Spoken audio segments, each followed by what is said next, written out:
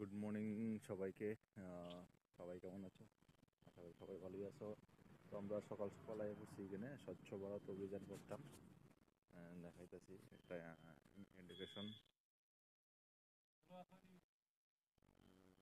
Education ইন্সপেক্টরে। তো এখানে এসে আমরা স্বচ্ছ ভারত অভিযান করতে হবে।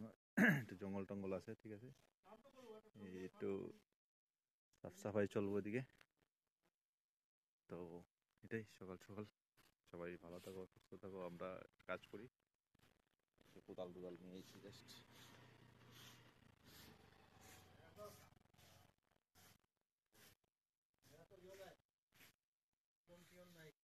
চলো সবাই একটু কাজ টাজ করে নিই সকাল সকাল।